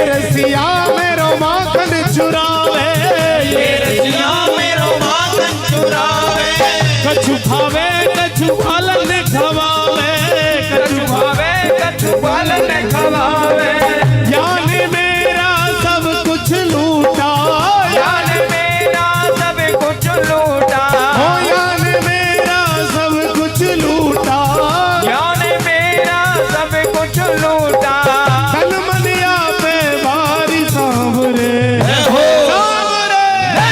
सांवरे रसिया पे हो गई अपनी यारी, सांवरे रसिया से हो गई मेरी यारी, सांवरे रसिया से हो गई अपनी यारी, सांवरे सावरे रचिया से हो गई अपनी हो यारी, गई अपनी यारी अब तो, हो गई अपनी यारी अब तो, हो गई अपनी यारी अब तो, हो गई अपनी यारी अब तो, हो गई अपनी यारी, सांवरे सावरे सावरे रसिया से हो गई अपनी यारी, सावरे रसिया से हो गई अपनी यारी, सांवरे रसिया से हो गई अपनी यारी, सांवरे सावरे रसिया से हो गई अपनी हो यारी, गई अपनी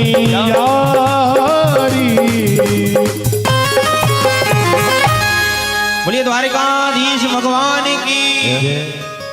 अब महाराज सुदामा जी अब जैसे ही सुदामापुरी में आए हैं तो जहाँ सुदामा जी की कुटिया थी तो वहां तो महाराज कंचन महल खड़े हैं। सुदामा मंदिर देख डरे, सुदामा मंदिर देख डरे, यहाँ तो हती मेरी टूटी सी झुपड़िया, यहाँ तो हती मेरी टूटी सी झुपड़िया, कंचन महल खड़े सुदामा, कंचन महल खड़े सुदामा, मंदिर देख डरे।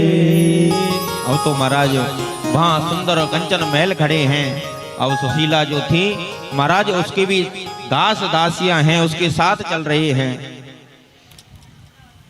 अब महाराज सुदामा जी जो हैं इतना वैभव पाने के बाद में भी सुदामा जी को महाराज जरा सा भी अभिमान नहीं हुआ और अंत में सुदामा जी को गोविंद के धाम की प्राप्ति हुई है। यानी विपदो नैव विपदो संपदो नैव संपदो, विपद स्मरण विष्णु संपदो नारायण स्मृति। विपत्ति को विपत्ति नहीं कहते और संपत्ति को संपत्ति नहीं कहते। गोविंद को भूल जाना ही सबसे बड़ी विपत्ति है और गोविंद की याद यदि हमें बनी रहे यही हमारे जीवन की परम संपत्ति है।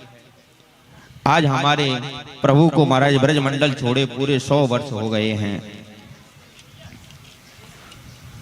परीक्षित बोले कि भगवान समय समय पर अपने प्रियजनों को उपदेश देते हैं। आज श्री कृष्ण जो हैं वो सुधर्मा की सभा में बैठे हैं और एकदम गंभीर होकर वो बैठे हैं और अपने पुत्रों से बात करते हैं और बोले कि मैं तुमको 4 साधन बताता हूँ। व्यक्ति के बिगड़ने के 4 साधन हैं। रूप यौवन संपत्ति, यानी सुंदर रूप होना, यौवन होना और ज्यादा धन संपत्ति होना।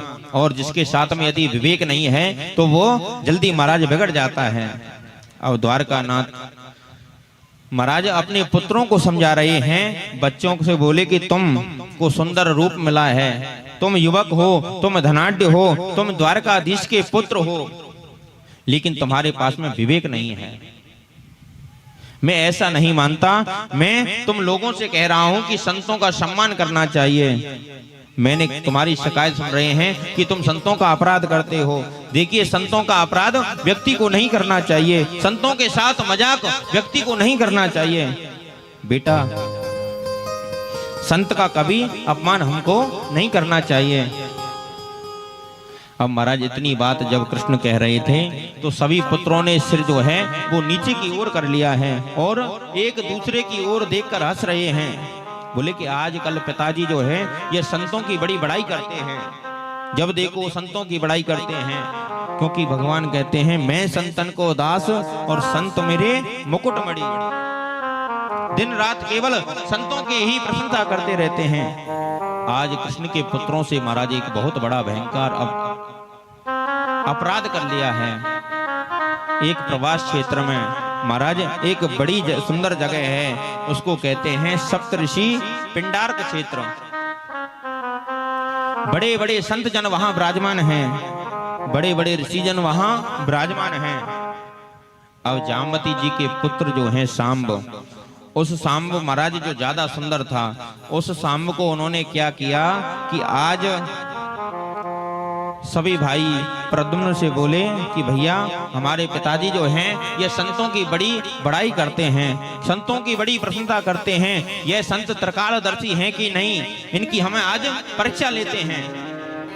अब सबने मिलाकर सांब को महाराज जनानी साड़ी पहना दी है और उसके पेट पर पोटली बांधी है और सुंदर सा श्रृंगार किया है, संतों के सामने उसको खड़ा कर दिया है। अब महात्मा सरल भाषा से पूछे कि बेटा ये नई बहू क्या चाहती है, नई बहू जो हमारे पास में आई है ये क्या चाहती है? तो कृष्ण के पुत्रों ने व्यंग करते हुए बोले कि ये नई बहू जो है ये गर्भवती है और ये पुत्र की कामना से आई है, इसको पुत्र हो जाए। तो संत जो हैं वो तो महाराज त्रिकालदर्शी हैं, तो संतों से बोले कि आप बताइए कि इसको पुत्र होगा या पुत्री होगी? तो महात्मा लोगों ने कहा कि अरे दुष्टों, तुम कृष्ण के पुत्र होकर भी महाराज इसके कपड़े पर कपड़े लगाकर लाए हो, पेट पर कपड़ा लगाकर लाए हो और इसका हमें उपहास करते हो। इसके गर्भ से एक लोहे का मूसल होगा जो तुम्हारे वंश को नष्ट कर देगा। अब ऐसा कहकर संत जो हैं वो महाराज वहां से चले गए। अब सब यदुवंशी जो हैं वो सब यदुवंशी मारे मारे फिर रहे हैं। अब जैसे ही साड़ी को खोलकर देखा तो महाराज उसमें मूसल रखा हुआ था। प्रद्युम्न जी बोले कि मैंने तो पहले ही मना किया था कि पिताजी कहते हैं कि संतों का कभी अपराध नहीं करना चाहिए, संतों का कभी मजाक नहीं करना चाहिए। अब सब यदुवंशी जो बच्चे हैं वो घबरा कर महाराज रोने लगे और घबराते हुए उग्रसेन जी के पास में आए और उग्रसेन जी से जाकर कहा कि बाबा हमसे बहुत बड़ी गलती हो गई है, हमसे संतों का अपराध हो गया है। ऐसा वृतांत उन्होंने आकर सुना दिया। अब यदुवंशी लोगों ने कहा कि इस लोहे को मूसल को पीसकर समुद्र में फेंक दो। तो महात्मा जो हैं ये तो कहते रहते हैं। मेरे प्रभु को पता चला कि यदुवंश का विनाश का समय यदुवंश के विनाश को होने से महाराज कोई नहीं रोक सकता है। जिस दिन से यदुवंशियों को श्राप लगा है उस दिन से महाराज द्वारका पर मानो ऐसा मानो कि किसी की नजर लग गई हो। वसुदेव जी महाराज का मन जो है वो भी बड़ा उदास रहता है, दिन रात वो भी चिंतित रहते हैं। देखिए भागवत धर्म की परिभाषा जो है, भागवत के धर्म पर 3 आधार हैं। सबसे पहले भागवत धर्म का आरंभ होता है विश्वास से। भागवत धर्म का जब मध्य होता है तो संबंध से, और भागवत का धर्म का जब अंत होता है समर्पण से। यानी हमारा परमात्मा के प्रति जब पूरा विश्वास रखें, परमात्मा से यदि हम संबंध जोड़ दें तो महाराज परमात्मा को जब हम अपना सब कुछ समर्पित कर दें, ऐसा उपदेश हमारे गोविंद देते हैं। महाराज परमात्मा जिस जगह पर रक्षा करते हैं वहां विश्वास करो। 3 प्रकार के भागवत में निरूपण करके बताया है कि राजा ने पूछा कि माया जो है ये महाराज बड़ी विचित्र है। ये माया जो है ये माया बड़ी विचित्र है, इसका रूप क्या है? बोले माया के 3 रूप होते हैं। 3 रूप कौन कौन से हैं कि महासरस्वती, महालक्ष्मी और महाकाली। माया के 3 रूप होते हैं, महासरस्वती, महालक्ष्मी और महाकाली। माँ सरस्वती के रूप में माया जो है वो सृष्टि का सृजन करती हैं, और लक्ष्मी के रूप में माया जो है वो महाराज सृष्टि का पालन करती हैं। माँ काली के रूप में महाराज वो संहार करती हैं। इसलिए माया से छूटने का उपाय तो केवल एक ही है, जिससे गोविंद का स्मरण करो। देखिए, अगर हम परमात्मा का कीर्तन कर रहे हैं, आज हम एकांत में बैठे हैं, तो हमें अगर भगवान का स्मरण कर रहे हैं, कीर्तन कर रहे हैं, तो ये मत सोचो कि हमारे अंदर भाव आएगा तभी हम कीर्तन करेंगे। कीर्तन तो बिना भाव के भी किया जा सकता है। अब सभी देवता लोग जो हैं वो भगवान के पास में आए, भगवान से महाराज अभिनंदन करने लगे। भगवान ने देवताओं से कहा कि आप कैसे आए हैं? तो देवता बोले कि हम प्रणाम करते हैं। प्रभु, तुम अवतार लेते हैं पहले तो आप हमको आश्वासन दिया था कि मैं पृथ्वी का भार जो है उसको दूर होते ही मैं वैकुंठ में आ जाऊंगा। जब सारे राक्षस जो हैं वो तुम्हारे हाथों मारे गए तो पृथ्वी का भार जो है वो भी दूर हो गया है, अब आप वैकुंठ पधारो। तो कन्हैया बोले कि सारी पृथ्वी का भार तो दूर हो गया है, लेकिन मेरा जो वंश है, जो यदुवंश है, वो नष्ट नहीं होता। पृथ्वी का भार जब तक दूर नहीं होगा। देखिए, यदुवंशियों को विनाश का महाराज श्राप लग चुका है, लेकिन अभी प्रतिज्ञा है। ऐसा कहकर देवताओं को महाराज भगवान कृष्ण ने विदा कर दिया है। लेकिन पर उद्धव जी को कैसे पता चला कि कृष्ण जो हैं वो अपनी लीला को संपन्न करके जाना चाहते हैं, वो अपने वैकुंठ धाम को जाना चाहते हैं। तो आकर कृष्ण के चरणों में उद्धव जी जो हैं वो लेट गए, बोले कि मैं भी नहीं रहूंगा। कन्हैया ने मुस्कुराकर कहा कि उद्धव जी, मेरा कहीं जाना नहीं होता है, मेरा कहीं आना नहीं होता है। जब मैं लोगों को दिखता हूँ तो कहते हैं कि भगवान आ गए, और जब मैं नहीं दिखता हूँ तो बोलते हैं कि भगवान चले गए। अब महाराज आगे कलयुग आ रहा है, यह कलयुग बड़ा विचित्र है। बोले कि उद्धव, मैं तुमसे एक प्रश्न करना चाहता हूँ कि एक सन्यासी जो हैं वो यदु हैं, यदुवंशियों के पूर्वज हैं, राजा थे यदु। अब एक दिन राजा यदु जो है वो घूमते घूमते एक वन में जाकर उन्होंने एक बड़ा दृश्य देखा। एक वृक्ष के नीचे महाराज मोटा हष्ट पुष्ट बलिष्ठ एक महात्मा जो है वो पड़ा हुआ था। यदु महाराज ने वहां जाकर उनसे ऐसी अटपटी बात कही कि यदि कोई मोटा संत होता है और कोई अच्छा संत होता तो श्राप दे देता। महात्मा का नाम था दत्तात्रेय जी। बोले कि बाबा, आप खाते क्या हो? आपका इतना मोटा शरीर है, यहाँ तक तो कई किलोमीटर तक कोई गांव भी नहीं है और आपके कोई शिष्य भी नहीं है, आप क्या खाते हो? बोले कि आप यदि बैरागी हो तो आपका कोई शिष्य भी तुम्हारे साथ में नहीं है, अकेले पड़े रहते हो। तो दत्तात्रेय जी बोले यदु जी से कि मैंने अपने जीवन में 24 गुरु बनाए हैं। सबसे पहला गुरु होता है पुरोहित गुरु, जो हमारे घर पर आकर हमारा नामकरण करता है और हमारा संस्कार कराता है, हमारा विवाह पढ़ता है, वो होता है पुरोहित गुरु। और दूसरा दीक्षा गुरु, जो हमें कान में जो मंत्र देते हैं, वो हमारा गुरु होता है दीक्षा गुरु। और शिक्षा गुरु होता है, बोले कि जिस जीवन में जिससे भी मुझे शिक्षा प्राप्त हुई है मैंने उसी को गुरु बनाया है। मैंने जीवन में 24 गुरु बनाए हैं। सबसे पहले मैंने पृथ्वी को गुरु बनाया है। पृथ्वी को गुरु बनाकर मैंने शिक्षा प्राप्त की है कि संत को पृथ्वी की तरह सहनशीलता होना चाहिए। दूसरा गुरु मैंने वायु को बनाया है। तीसरा गुरु मैंने आकाश को बनाया है। आकाश को गुरु बनाकर भी मैंने शिक्षा प्राप्त की है। और चौथा गुरु मैंने जल को बनाया है। ऐसी वाणी बोलिए और मन को आप खोए, औरन को शीतल करे और आप शीतल होए। पांचवा गुरु मैंने अग्नि को बनाया है। छठवां गुरु मैंने चंद्रमा को गुरु बनाकर चंद्रमा से भी सुंदर शिक्षा प्राप्त की है। सातवां गुरु मैंने सूर्य को बनाया है, संत को एक दृष्टि से देखना चाहिए।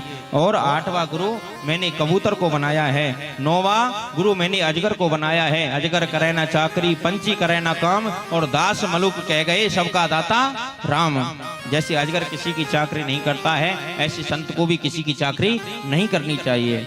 10वां गुरु मैंने सागर को बनाया है, क्योंकि संत को गंभीरता होनी चाहिए और समाज का कल्याण करना चाहिए। 11वां गुरु मैंने पतंगा को बनाया है। 12वां गुरु मैंने भौरे को बनाया है। 13वां गुरु मैंने मधुमक्खी को बनाया है। और 14वां गुरु मैंने एक हिरण को बनाया है। 15वां गुरु मैंने मछली को बनाया है। बोले कि 16वां गुरु मैंने एक वैश्या को बनाया है। 17वां गुरु मैंने एक क्रूर पक्षी को गुरु बनाया है। और बोले कि उसके जीवन में कितना बड़ा त्याग है। 18वां गुरु राजन मैंने एक बालक को अपना गुरु बनाया है। 19वां गुरु बोले कि महात्मा को अकेला रहना चाहिए। एक कन्या को मैंने गुरु बनाया है। 20वां गुरु मैंने सर्प को बनाया है। 21वां गुरु मैंने भृंगी कीट को बनाया है। 22वां गुरु मैंने हाथी को बनाया है। 23वां गुरु जो है मैंने लोहार को बनाया है। 24वां गुरु जो है ये अंतिम गुरु है, मैंने अपने शरीर को अपना गुरु माना है। अब सुखदेव जी महाराज कहते हैं कि राजन आगे कलयुग आ रहा है, बड़ी दुर्भक्ष पड़ेगी। कोई भी कलयुग में सत्य नहीं बोलेगा। कलयुग में बड़े दुर्गुण हैं महाराज। बोले कि केवल एक सद्गुण है, कलयुग केवल नाम आधारा। कलयुग केवल नाम आधारा। सुमेर सुमेर नर उतरई पारा। सुमेर सुमेर नर उतरई पारा। कलयुग में अगर जो भी भगवान का स्मरण करेगा, बोले कि जो भी भगवान के नाम का कीर्तन करेगा, बोले कि परीक्षित आगे कलयुग आ रहा है, मैंने तुमको भागवत की कथा सुनाई है।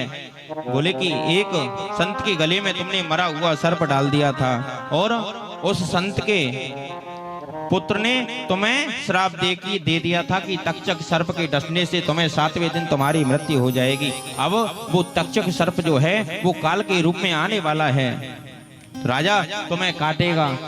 तुमने मुझसे हजारों प्रश्न किए हैं, मैंने हजारों प्रश्नों के उत्तर दिए हैं। बोले कि अब मैं एक प्रश्न तुमसे करना चाहता हूं। बोले कि तुमने भागवत की कथा सुनी है, भागवत की कथा का स्मरण किया है और आपको लक्ष्य की प्राप्ति हो गई है। अब सुखदेव जी महाराज खड़े हो गए हैं और महाराज राजा परीक्षित ने सुखदेव जी महाराज का पूजन किया है और बोले कि आपने मुझे मंगल में कथा सुनाई है और मैं आपके बारंबार प्रणाम करता हूं। अब राजा परीक्षित को महाराज ज्ञान की प्राप्ति हो गई है। जीवन का परम लक्ष्य जो है वो राजा परीक्षित का बन गया है और आज राजा परीक्षित जो हैं बड़े प्रसन्नता से हैं। बोले कि राजा परीक्षित समाधि में बैठे हैं कि महाराज कब तक्षक सर्प आएगा और उनके पुत्र जो हैं वो भी महाराज बड़ी व्यवस्था की है कि कब तक्षक सर्प आएगा। सभी महाराज उनकी सुरक्षा में लगे हुए हैं। बोले कि हम बहुत सा धन देकर उस तक्षक को वापस कर देंगे। महाराज ये तक्षक सर्प जो है, ये काल जो है, कितनी भी सुरक्षा कर लो लेकिन काल जिसका आ गया उसको तो जाना ही है। अब पंच भौतिक शरीर जो है चाहे उसको जल में रख के रखो महाराज। आज परीक्षित जो है गोलोक धाम के पश्चात क्रोधित होकर उनके पुत्रों ने महाराज जन्मेजय यज्ञ किया है। अब अश्वती मुनि यानी आस्तिक मुनि ने आकर उन्हें समझाया महाराज। सर्प यज्ञ को बीच में ही आस्तिक मुनि जो हैं उन्होंने रोक दिया। बोले कि बेटा हिंसा के प्रति हिंसा नहीं करनी चाहिए। अब उनको परम आनंद मिला है और उनको परम सत्संग का आनंद मिला है। अब महाराज मार्कंड मुनि जो हैं उन्होंने एक प्रलय देखी थी। मार्कंड मुनि ने वो प्रलय क्या देखी थी कि महाराज वो प्रलय कौन सी प्रलय थी।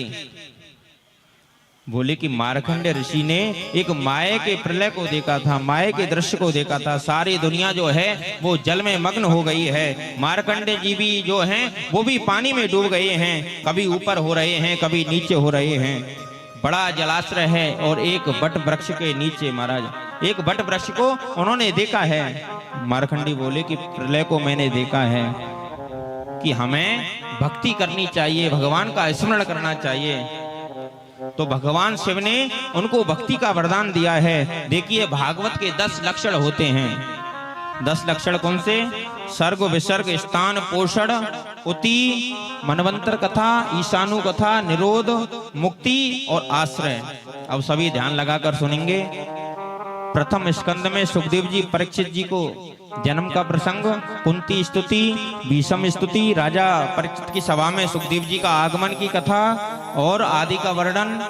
द्वितीय स्कंद में सुधोमुक्ति क्रम मुक्ति का वर्णन, ब्रह्मा की उत्पत्ति और चतुर्थ श्लोकी में भागवत की व्याख्या। तृतीय स्कंद में विदुर मैत्रेय संवाद, कपिल देवहूति संवाद, हिरण्याक्ष वध आदि का वर्णन। चतुर्थ स्कंद में सती चरित्र, ध्रुव चरित्र, ध्रुव के वंशों का वर्णन। पंचम स्कंद में प्रियवत चरित्र, आग्नेय चरित्र, नाभि चरित्र, जड़ भरत की कथा और जड़ भरत राहुगढ़ संवाद, खगोल भगोल का वर्णन महाराज और 28 प्रकार के नरकों का वर्णन। छठवें स्कंद में सर्वप्रथम अजामिल उपाख्यान और गुरु हत्या का परिणाम और सद्गुणों की उत्पत्ति। सातवें स्कंद में प्रहलाद चरित्र, नरसिंह देव की कथा। आठवें स्कंद में गजेंद्र उपाख्यान, समुद्र मंथन, वामन भगवान की और मत्स्य अवतार की कथा। नौवें स्कंद में सूर्यवंश में श्री राम कथा और चंद्रवंश में संक्षिप्त में श्री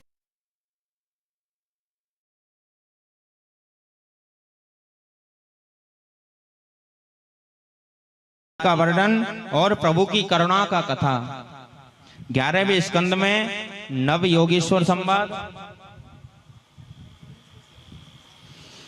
और यदुवंशियों को श्राप लगना, यदुवंशियों को आपस में संगार, भगवान का गमन और उद्धव जी का भद्र का आश्रम जाना।